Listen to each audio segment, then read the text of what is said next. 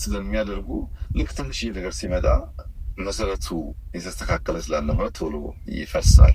ሁልጊዜም ውህደት ሲፈጠር፣ ሁልጊዜም በጋራ መተባበር ሲፈጠር ግለሰቦች፣ ፓርቲዎች፣ ቡድኖች መነጋገር ያለባቸው እምነት ነው። ምንድን ነው የምታምነው? ምንድን ነው ማምነው? በምን መነጽር ነው ነገን የምታየው? በምን መነጽር ነው ትናንትን የምታየው? በምን ትብብር መንፈስ ነው ዛሬን የምንሰራ የሚለውን ካልተግባባ በጋራ መቆም ጥላትን እያሰነብት ይሆናል እንጂ ብዛም ፋይዳ አይኖረውም። ያን ለመፍታት ውይይቶች እናደርግ ነበር። ከዛ ከለውጡ ጥቂት ወራት በፊት በኦሮሞ አማራ እንቅስቃሴ ባህር ዳር መጥቼ ከእናንተ ሚዲያ ጋር ቆይታ አድርጌ ነበር። ያንን መለስ ብላችሁ ብታዩ ይህንኑ ሀሳብ የሚገልጽ ነው። የሁለት ህዝቦች በጋራ ለዘመናት መኖር፣ አሁንም በትብብር መንፈስ መስራት ኢትዮጵያን ለመታደግ ያለውን ፋይዳ በጉልህ የሚያሳይ ነበር። ያ የኦሮሞ አማራ እንቅስቃሴ የተፈለገ የተወደደ አልነበረም። እንደምታስታውሱት ብዙ የሚጠላ እንቅስቃሴ፣ ብዙ አታክ የነበረበት እንቅስቃሴ ነው የነበረው።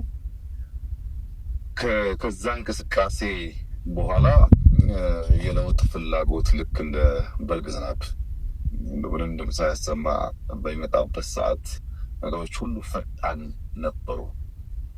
ያንን ባክግራውንድ ይዞ ነው ወደ ለውጡ ጉዳይ የገባ ነው ማለት ነው። የእንቅስቃሴ ዋነኛ ምክንያት ለውጥ ሲደረግ የህዝብን የልብ ትርታ በበቂ ደረጃ መገንዘብ ካልተቻለ ረዘም ላለ ጊዜ ለውጥን መምራት አይቻልም። ምንድን ነው እኔም አስበዋለ፣ ጓደኞች የሚያስቡት አለ፣ የምናውቀውና የገባን ነገር አለ። ግን ያልገቡን ነገሮች ደግሞ እንደዚሁ ሊኖሩ ስለሚችሉ የሰውን ጥያቄ፣ አስተያየት፣ እምነት እኛ ረዘም ያለ ጊዜ ስንወያይባቸው የነበሩትን ጉዳዮች ማሱ እንዴት እንደሚያያቸው ለመገንዘብ የመጀመሪያው ስራ በየቀጠናው ሄዶ የህዝቡን የልብ ትርታ ማድመጥ ነበር እና የመጀመሪያ ጉዞ የአማራ ክልል ወደ ጎንደር ነበር። እንደሚታወሰው ጎንደር ከለውጥ ቀንዲሎች አንዷ ናት። የኦሮሞ ደም የኔም ደም ነው ብሎ የተነሱ ወጣቶች የታዩበት፣ ታሪኳን መለስ ብላ ለማየት የቻለች፣ በህዝቦች መካከል ያለውን ውህደት ያየች ከተማ ነበረች። በእርግጥ የኦሮሞ ደም የኔም ደም ነው የሚለው አባባል መፈክር ብቻ አይደለም። መፈክር ብቻ ትክክለኛ ነው። ጎንደር ውስጥ በስፋት የኦሮሞ ደም አለ። ቀደም ባነሳቸው ጋብቻዎች ምክንያት ብዙ ውህደቶች አሉ እና እዛ በመሄድ የህዝቡን ሁኔታ ለማድመጥ ሞክሬያለሁ። ከዚያ በኋላ በብዙ ከተሞች በባህር ዳር፣ በደሴ፣ በኮምቦልቻ፣ ደብረ ብርሃን፣ ወልዲያ፣ ደብረ ማርቆስ በኋላም የተውጣጡ ሰዎች እዚህም መጥተው ሶስቴ ተወያይተናል። በዚያ ውይይት ውስጥ ህዝቡ ምን ይፈልጋል የሚለውን ለማየት ከፍተኛ ጥረት ተደርጓል። እንደኛ ባለ ታፍኖ በቆየ ፖለቲካ ውስጥ የሚደረግ ለውጥ ከህዝብ ጋር መወያየትና የህዝብን ልብ ትርታ ማድመጥ የሚያስፈልግበት ምክንያት ለምሳሌ የቻይናን ለውጥ ከማኦ በኋላ ዴንግ ሲመጣ የነበረ ሁኔታ ብናይ ከሞላ ጎደል ይመሳሰላል። ፖለቲካው የታፈነ ነው፣ ኢኮኖሚው የታፈነ ነው፣ ረሃብ አለ፣ ችግር አለ። ከ800 ሚሊዮን ያላነሰ ህዝብ በከፍተኛ ድህነት ውስጥ ይኖራል። ለዜጎች ምግብ ማቅረብ የሚቻልበት ሁኔታ አልነበረም። አይዲዮሎጂ ጎልቶ በትብብር ማልማት ሁለተኛ የሆነበት ሁኔታ ነበር። ይህን ጉዳይ ለመፍታት ዴንግ እንዲመጣ ያደረገው ኢኮኖሚውን መከፋፈት ነበር። በኮሚኒዝም ሶሻሊዝም ያለውን እሳቤ ጥሶ ከሌሎች ከዚህ ቀደም ኢምፔሪያሊስቶች ብሏቸው ከሚጠሯቸው ኃይሎች ጋር በትብብር ለመስራት ነበር የወሰነው።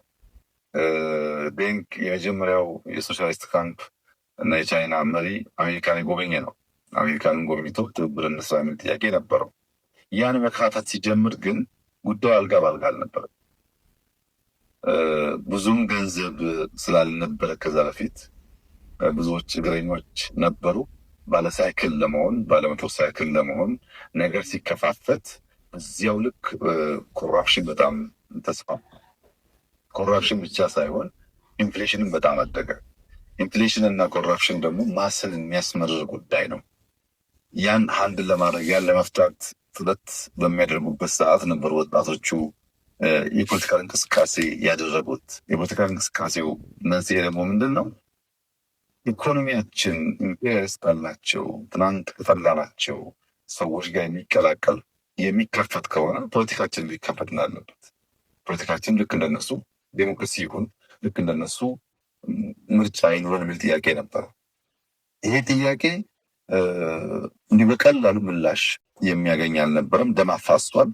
ምክንያቱም በነ ዴንግ እምነት ጠንካራ መንግስት፣ ዲሲፕሊንድ ፓርቲ፣ ረዘም ላለ ጊዜ የሚጸና መንግስት ካልፈጠርን በቀር ቻይና ውስጥ ያለውን ችግር አንፈታም የሚል እምነት ነበራቸው። ከታው ሰው በድህነት ውስጥ ስላለ ኢኮኖሚክ ኦፕን አፑን እንጂ ፖለቲካል ኦፕን አፑን አይቀበሉም። ተማሪው ግን ኢኮኖሚ ከፍታችሁ ኢንፍሌሽንና ኮራፕሽን ከመጣ ፖለቲካውን ክፈቱ የሚል ጥያቄ ነበረው። ያን ለመከላከል ነበር ወደ ደም መፋሰስ የገቡት። በእኛ ሁኔታ አስቸጋሪ የሆነው ነገር ኢኮኖሚክ ኦፕን አፕ አድርገን ፖለቲካውን ብንተው ወይም ፖለቲካል ኦፕን አፕ አድርገን ኢኮኖሚ ብንተው ኢትዮጵያ ውስጥ ያለውን ሁኔታ መቀየር አንችልም። ለዚህ ህዝብ ካወያየን የልብ ትርታን ካደመጥን በኋላ እንዴት አድርገን ነው ሁለት ዋና የሪፎርም ዋና የስብራት መንስኤዎቻችንን በመክፈት የምናስባትን ሀገር ልንሰራ የምንችለው የሚለውን ነገር ዲዛይን ለማድረግ ያ ውይይት በእጅጉ አስፈላጊ ነበር። ብዙ ተምረንበት ሰሜን፣ ምዕራብ፣ ምስራቅ፣ ደቡብ ብትሄድ የኢትዮጵያን ፍላጎት ከሞላ ጎደል የሚቀራረብ መሆኑን አይተን ከዚያ በኋላ ነው እንግዲህ መደመር በተሟላ ቅርጽ የኢትዮጵያ ብቸኛው መንገድ የተደመረ መንገድ ወደ ብልጽግና መጓዝ ነው። ካልበለጸገች ካልተደመረች ህልውናዋ አደጋ ውስጥ ሊገባ ይችላል ወደሚል መንግስታዊ ንድፍ እየገባ ነው ማለት ነው።